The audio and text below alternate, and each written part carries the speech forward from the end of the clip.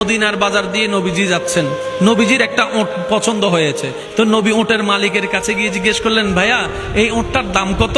ওই দামাদামি হলো, নবী সে দামে কিনতে রাজি হলেন, কিন্তু নবীর কাছে তখন অর্থ ছিল না। তখন নবীজি ওনাকে বললেন, আপনি আমাকে ওটটা দেন, আমি এখনই গিয়ে আপনার সেই প্রাপ্যটা পাঠিয়ে দিচ্ছি। ওটের মালিক ওনাকে ওটটা দিয়ে দিলেন। আশেপাশে যারা ওটের মালিক ছিল সবাই জিজ্ঞেস করতেছে, এই পাগলা, তুমি কি যাকে ওট দিয়েছো তাকে চিনো? বলে যে না। নাম জানো? বলে যে না। পরিচয় জানো? বলে যে না। ঠিকানা জানো? না। তো তুমি যে ওটটা দিয়ে দিলা, উনি যদি ওটার টাকাটা না ফাটায় তখন তো তুমি লসের মধ্যে চলে যাবা। সে ওটের মালিক বলে, এত সুন্দর নুরানি চেহারাওয়ালা কখনো বাটপার হতে পারে না, কখনো চিটার হতে পারে না, কখনো মিথ্যুক হতে পারে না। ওনার চেহারা দেখেই তো আমি ওট বিক্রি করার আগে মনটাই বিক্রি করে দিয়েছি, মনটাই বিক্রি করে দিয়েছি, মনটাই বিক্রি করে দিয়েছি। তোমরা যাই বলো, আমার মন বলে উনি আসবেই আসবে, টাকাটা পাঠাবেই পাঠাবে। এই কথা বলতে না বলতে কিছুক্ষণ পরে নবীজির একজন সাহাবা এসে বলছেন, একটু আগে একজন ওট নিয়ে গিয়েছেন, কাছ থেকে ওটের মালিকটাকে একটু দেখতে চাই। উনি বলে যে আমার থেকে। তো উনি বললেন, আমাদের নবী আপনার থেকে ওটটা নিয়ে গিয়েছেন, ধরেন ওটের টাকাটাও দিয়েছেন, আপনাদের খাবার জন্য কিছু খেজুরও হাদিয়া পাঠিয়েছেন, খেজুরও হাদিয়া পাঠিয়েছেন। ওই ওটের মালিক বলে, ভাইয়া টাকাটাও রাখেন, খেজুরটাও রাখেন, আগে আমাকে ওনার কাছে নিয়ে যান। আমি উট বিক্রি করি নাই, আমার দিলটাই বিক্রি করে দিয়েছি। ওনার চেহারা মোবারক দেখে আমার মনটাই পাল্টাই গিয়েছে, আমি কালিমা পড়ে মুসলমান হয়ে যেতে রাজি আছি। সুবহানাল্লাহ। जिसका कोई सानी नहीं वो नबी हमारा है, मुस्तफा की अजमत का हद ही ना किनारा है। आशिक बोले, लम याति नजीर कफी नजरिन मिसले तुना शुद्ध पैदा जाना। चित्कार दिए बोलेन ना सुबहानाल्लाह। ওই নবীটা কাদের নবী? হয় নাই, সবার আওয়াজ বলেন, ওই নবীটা কাদের নবী? আমাদের কি ভাগ্য সেই নবীর উম্মত হতে পেরেছে। আর একটু জোরে, যে কোনো আলেম ওলামাকে জিজ্ঞেস করেন, আগের যুগে নবী রাসূলের উম্মতরা কোন পাপ যদি বারবার করত, আল্লাহ আযাব দিয়ে, বলেন না, আযাব দিয়ে কত মানুষের চেহারা পাল্টাই দিছে আল্লাহ। একটু আওয়াজ দেন না রে ভাই। রূপ পাল্টাই দিছেন শুধু অপরাধ করার কারণে। 3 বার ওয়ার্নিং দিছে, শুনে নাই। তাদের চাইতে বেশি গুনাহ আমরা করি, শুনি নাই। কারণ তাদের কাছে ফেসবুক ছিল না, আমাদের ফেসবুকের গুনাহ আছে। তাদের কাছে ইন্টারনেট ছিল না, আমাদের ইন্টারনেটের গুনাহ আছে। তাদের কাছে গুগল মামা ছিল না, আমাদের কাছে গুগল মামা আছে। তাদের কাছে স্যাটেলাইট ছিল না, আমাদের কাছে স্যাটেলাইট আছে। তাদের কাছে বাক্স টিভি ছিল না, আমাদের কাছে বাক্স টিভি আছে। তাদের কাছে ডিএসএল লাইন ছিল না, আমাদের কাছে ডিএসএল লাইন আছে। তাদের কাছে MP3 ছিল না, আমাদের কাছে MP3 এর ব্যবস্থা আছে। তাদের মধ্যে এরকম কলেজ ভার্সিটির সুযোগ ছিল না, আমাদের মধ্যে সেটা আছে। তাদের মধ্যে এরকম ডেটিং ফেটিং শব্দ ছিল না, আমাদের মধ্যে সেটা আছে। তাদের মধ্যে পার্ক ছিল না, আমাদের মধ্যে পার্ক আছে। হিসাবে করলে তারা 10 দিনে যা গুনাহ করত, আমরা একদিনে তার চাইতে 10 ডবল বেশি গুনাহ করি। সত্যি না মিথ্যা আপনারাই বলেন। কিন্তু আল্লাহ পাক আমাদেরকে এখনো ধ্বংস করে দেয়।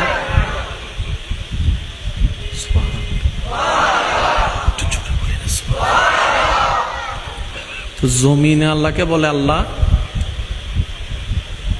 মুসা আলাইহিস ইসলামের উম্মত যে এরকম বিটলামি করছিল, তুমি তো তাদেরকে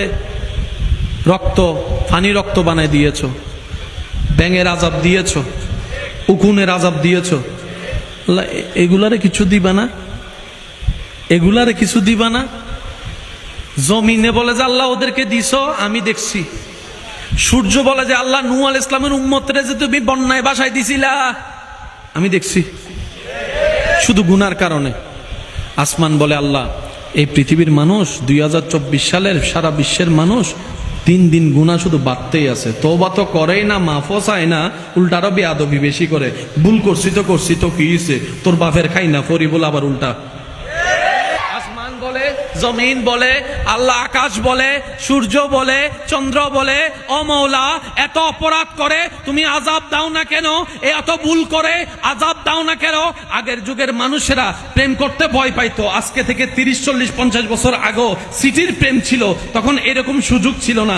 আজকে থেকে 3-4 হাজার বছর আগে প্রেম শব্দটা এমন সব ছিল না, জেনা শব্দটা এভাবে এত ওপেনলি ছিল না। আল্লাহ গো, এখন মোবাইলে জেনা, টিভিতে জেনা, ভিডিও ভিডিওর মধ্যে জেনা, রাস্তায় জেনা, এভাবে জেনা, চোখের জেনা, হাতের জেনা, মুখের জেনা, নাকের জেনা, এভাবে জানা সেভাবে জানা। আল্লাহ জেনা তো তুমি সহ্য করতে পারো না আল্লাহ, তারপরও তুমি আযাব দিচ্ছ না কেন? ও আমার নবীর উম্মতেরা, নবীর প্রেমিক আশেকেরা, মাইকের আওয়াজ যতটুকু যাচ্ছে আল্লাহর ওয়াস্তে শ্রদ্ধার সাথে বলি, মনের কান দিয়ে একটু শুনুন। মূসার উম্মতেরও আল্লাহ, ঈসার উম্মতেরও তো তিনি স্রষ্টা আল্লাহ, দাউদ আলাইহিস সালামের উম্মতেরও তো তিনি আল্লাহ, নূহ আলাইহিস সালামের উম্মতেরও তো তিনি আল্লাহ, সবার জন্যই তো তিনি আল্লাহ, আমাদের জন্যও তো তিনি আল্লাহ, তিনি আমাদের অভিভাবক। একবার সৃষ্টি বলে যে ও জমিন বলে, আকাশ বলে, মেঘ বলে, সূর্য বলে, বাতাস বলে, গাছ বলে, জঙ্গল বলে, পাহাড় বলে, নদী বলে, সাগর বলে, সাগর বলে, মাছ বলে, পাখি বলে, ও আল্লাহ আযাব দাও না, এই পৃথিবীর মানুষগুলা বেশি বেশি বেশি উচ্ছৃঙ্খল হয়ে যাচ্ছে। আল্লাহ দেখো না কিভাবে বেয়াদবি করতেছে। তখন রব বলে, কোরআনটা পড়ে দেখ, ওয়ামা কানাল্লাহু লিয়ুআযিবাহুম ওয়া আনতা ফীহিম। রব বলে, যেই দিন থেকে আমার হাবিব নবীকে, রাহমাতুল লিল আলামিন নবীকে, রাহমাতুল লিল আলামিন নবীকে, মুহাম্মদ নবীকে, আহমদ নবীকে, সিরাজুম মুনির নবীকে, ইয়াসিন নবীকে, আমার হাবিবুল্লাহকে যেই দিন থেকে লাকাদ মান্নাল্লাহু আলাল মুমিনিনা ইয বাসা ফীহিম রাসূলা বলে আমি দরাতে পাঠিয়েছি, ওই দিন থেকে আমি আল্লাহ আসমানি আযাব জমিনে দেওয়া বন্ধ করে দিয়েছি নবীর উসিলায়। এটা কি বলেন না? এটার একটা প্রতিষ্ঠা সাল বলেন না, প্রতিষ্ঠা সাল। প্রতিষ্ঠা আগে হয়েছে না প্ল্যানিং আগে হয়েছে? প্ল্যানিং আগে হয়েছে নাকি নিয়ত আগে হয়েছে? জোরে বলেন। নিয়তের পরে প্ল্যানিং, প্ল্যানিং এর পরে ভিত্তিপ্রস্তর, ভিত্তিপ্রস্তরের পরে কাজ শুরু। এখন কতটুকু আছে এখানে? কোন ক্লাস পর্যন্ত আছে? হ্যাঁ, ক্লাস 9 10 পর্যন্ত আছে না? আচ্ছা, মানে এসএসসি প্রথম যখন হয়েছে তখন ডাইরেক্ট এসএসসি কিন্তু হয় নাই। 2 3 4 5 6 7 ধাপ ধাপ ধাপ ধাপ 10। এই শব্দটা আমরা বুঝি না বলেই পুরা পৃথিবীর মধ্যে ঝামেলা লাগাই রাখছি। একটু জোরে বলেন না। আপনার কাছে আমি দোষী, আমার কাছে আপনি দোষী, তো সঠিকটা কে? সবাই তো দোষী। যে জেলে আছে সেও দোষী, যে বিচার করতেছে সেও কোনো না কোনো জায়গায় দূষিত।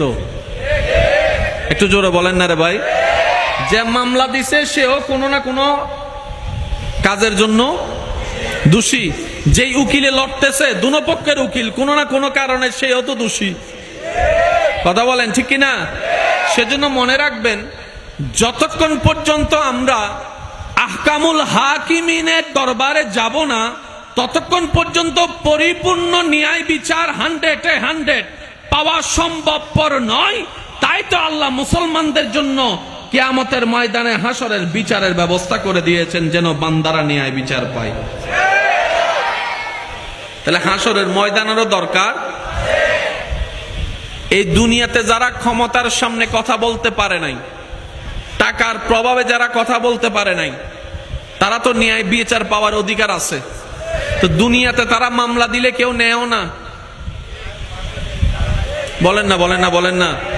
এই দুনিয়াতে তারা যখন আইনি লড়াই লড়ে, বিভিন্ন ভাবে হুমকি দিয়ে তাদেরকে চুপ করায় রাখছে, ন্যায় বিচার পাচ্ছে না, নিজের বাপ দাদার বিটাটা পর্যন্ত অন্য কেউ দখল করে নিচ্ছে, সেই জায়গার উত্তরসূরিরা ঢুকতে পারতেছে না। এরকম হাজার কাহিনী আছে না নাই? ন্যায় বিচার বলেন না, ন্যায় বিচার। আর কেউ যদি ন্যায় বিচার করতে চায়, তারা এমন ভাবে গলা চিপে ধরা হয়। অনেক ভাইয়েরা আছেন গোশ খেতে চাই না, কিন্তু উনার পরিবেশটা এমন পর্যায়ে, ডানেও গোশ, বামেও গোশ, সামনেও গোশ, পিছনে গোশ, উনি গোশ না খেয়ে থাকতে চাইলেও পারে না। 10 জনের কাছে উনি নিজে দোষী হয়ে যাচ্ছে। আল্লাহ পাক বলে যে, বান্দা তোমরা টেনশন করিও না, কোন রকম দুনিয়ার জীবনটা পাস করো, কবর হয়ে হাসরে আমার কাছে আসো। আমি রব্বুল আলামিন ন্যায় বিচার কাকে বলে দেখিয়ে দিব, বিচারে রায়ও করে দিব। সুবহান। সেজন্য একজন আশেক খুব সুন্দর বলেছেন, মুমিন বান্দার ডিকশনারিতে লস বলতে কোনো শব্দ নাই। সুবহানাল্লাহ বলি, মন খুলে একবার বলি সুবহানাল্লাহ। যার যত শক্তি আছে একবার বলি সুবহানাল্লাহ। এই মুমিন বান্দার ভিতর পুরুষ আছে না নাই, নারীও আছে না নাই? তা আশেক বলছেন মুমিন যারা হয় তাদের ডিকশনারিতে লস বলতে কোনো শব্দ নাই। প্রত্যেকটা মানুষের জীবনে লাভ লসের একটা শব্দ আছে। আমার কথা কি আপনারা কষ্ট পাচ্ছেন? প্রত্যেকটা মানুষের হিসাবে লাভ লস দুটোটাই। আজকাল তো বিয়ে তো মানুষ লাভ লস হিসাব করে, আরো জোরে বলেন না। আজকাল তো বন্ধু বন্ধুর পার্টনারশিপের হিসাবের মধ্যে লাভ লসের হিসাব করে। তোরা আমি গত সপ্তাহে 3000 টাকার খাওয়াইছি, তুই আমারে 1500 খাওয়াইছস, বাকি 1500 বাকি আছে, বিকাশে ফাটাই দিস। লাভ ছাড়া কেউ আগাতে চায়? বলেন না, লাভ ছাড়া কেউ আগাতে চায়? আর লস কেউ নিতে চায়? মুমিন বান্দা আল্লাহর সৃষ্টিতে এমন একটা দয়াময় সৃষ্টি রবের, এই মুমিন বান্দার জীবনের ডিকশনারিতে লস বলতে কোনো শব্দ নেই। কারণ মুমিন বান্দার প্রত্যেকটা সেকেন্ড আল্লাহ পাকের দয়ার উপর নির্ভর। আর কেমন লস নাই, নবী রাহমাতুল্লিল আলামিন বলে মুমিন বান্দাদের বিষয়টা কতই না চমৎকার, কতই না চমৎকার, কতই না চমৎকার। তারা কান্না করলে গুনাহ মাফ হয়ে যায়, তারা হাসলে সদকায়ে জারিয়ার সওয়াব হয়ে যায়। মুমিন বান্দার লাভটা এমন লাভ, রাস্তা দিয়ে হেঁটে যাওয়ার সময় পায়ে যদি একটা কাঁটাও ফুটে, ওই কাঁটা ফুটার কারণে যদি তারা হা হুতাশ না করে সবর করে থাকে, ওই কাঁটা ফুটার কারণে আল্লাহ তার গুনাহ মাফ করে দেয়, গুনাহ মাফ করে দেয়, গুনাহ মাফ করে দেয়। ওই মুমিন বান্দার বিজনেসটা এমন লাভময় বিজনেস, তারা হাঁটলেও লাভ, বসলেও লাভ, সংসার করলেও লাভ, খাইলেও লাভ, ঘুমাইলেও লাভ, চললেও লাভ, দুনিয়াতে থাকলেও লাভ, হাসরে গেলেও তাদের লাভ। মুমিন বান্দার ডিকশনারিতে লস বলতে কোনো শব্দ তো লস যাদের ডিকশনারিতে আছে তারা হইলাম আমরা। কারণ আমরা এখনো পাক্কা মুমিন হতে, মুমিন তো অনেক দূরের কথা, আমরা এখনো পাক্কা মুসলমান হতে পারি। আমরা মুসলমান হওয়ার চেষ্টায় আছি। একটু আওয়াজ দিতে হবে। আমরা সবাই মুসলমান হওয়ার কিসে আছি? এই মুসলমান পাক্কা হওয়ার পরে তারপর আমরা মুমিনের ক্যাটাগরিতে যাব। আমরা এখনো কেউ পাক্কা মুসলমান হতে, আপনাদেরটা আমি জানি না, আমি এখনো পাক্কা হতে পারি নাই, আপনারটা আপনি জানেন। আমরা এখনো পাক্কা মুসলমান হতে পারি। আল্লাহ দয়া করে আমাদেরকে পাক্কা মুসলমান বানার তৌফিক দান করুন। আর একটু জোরে বলেন। নবী রাহমাতুল্লিল আলামিন বলছেন, মান সালিমাল মুসলিমুনা মিন লিসানিহি ওয়া ইয়াদিহি, সত্যিকার মুসলমান সেই ব্যক্তি যার জবান থেকে কোনো বান্দা আঘাত পায় না, যার হাত থেকে কোনো বান্দা আঘাত পায় না। এই একটা হাদিসের অংশ নিয়ে যদি আমি আমাকে বিচার করা শুরু করি, দেখা যাবে আমি আমার স্বামী হয়ে বউয়ের সাথে কষ্ট দিয়ে কথা বলেছি, আমি বড় ভাই হয়ে ছোট ভাইকে আঘাত দিয়ে কথা বলেছি, আমি টাকাওয়ালা হয়ে গরিবকে আন্ডার এস্টিমেট করে কথা বলেছি, আমি রাস্তাঘাটে রিক্সাওয়ালার সাথে খারাপ ব্যবহার করেছি, সিএনজিওয়ালার সাথে খারাপ ব্যবহার করেছি, সন্তান হয়ে মা বাবার সাথে খারাপ ব্যবহার করেছি, আমি শিক্ষক হয়ে ছাত্রের সাথে খারাপ ব্যবহার করেছি, ছাত্র হয়ে ছাত্রের সাথে খারাপ ব্যবহার করেছি। কোনো না কোনো জায়গায় জবান আমাদের দোষী, হাত আমাদের দোষী। পাক্কা মুসলমান এখনো হতে পারি নাই। আর মুমিনরা হচ্ছে সবাই পাক্কা মুসলমান। এতটুক পর্যন্ত যারা আমরা কথা বুঝতে পেরেছি তারা একবার বলি মারহাবা। এবার আসেন, আমাদের একটা কথা আছে, নিজে বাঁচলে, একটু সবাই বলি, নিজে বাঁচলে। তাহলে আমার বাঁচার হিসাব আমাকে করতে হবে, আপনার বাঁচার হিসাব আপনি করেন। আপনি কিভাবে শান্তি থাকবেন আপনার ব্যক্তিগত ব্যাপার, আমি কিভাবে শান্তিতে থাকব আমার রাস্তা আমাকে করে নিতে হবে। আপনার ঘরের মানুষ কিভাবে হাসি খুশিতে থাকবে রাস্তাটা আপনাকে করে দিতে হবে। আমার পরিবার কিভাবে হাসি খুশিতে থাকবে, মিলমিশ থাকবে, সেই রাস্তাটা আমাকে করে দিতে হবে। কারণ আমি আপনার ঘরে গিয়ে শান্তি নিব না, আপনি আমার ঘরে এসে শান্তি নিবেন না। হয়তো বছরে 1-2 বার আল্লাহ চাহে তো মেহমান হয়ে আমি আপনার ঘরে যাব, না হয় মেহমান হয়ে আপনি আমার ঘরে আসবেন। এর চাইতে তো আর বেশি কিছু হবে না। সেজন্য বুদ্ধিমান তারাই যারা নিজের দুনিয়ার কেন্দ্রিক, পরিবার কেন্দ্রিক, সমাজ কেন্দ্রিক, ব্যক্তি কেন্দ্রিকের বিষয়টাকে ইসলামের সাজেশন দিয়ে এমন ভাবে সাজাই নেই যাদের উপর আল্লাহ রহমত হয়ে যায়, ঘরটাও সোনায় সোহাগা শান্তির হয়ে যায়, মাথার উপর ছাদ নাই, দিলের মধ্যে শান্তি থাকে। আরো জোরে বলি সুবহানাল্লাহ। হৃদয়ের জানালাটা খুলে দাও না, হৃদয়ের খুলে দাও না প্রভুর প্রেমে মন সাড়া দাও না। সবাই একই আওয়াজে হৃদয়ের জানালাটা প্রভুর প্রেমে মন। উচ্চ আওয়াজে একবার বলি আলহামদুলিল্লাহ।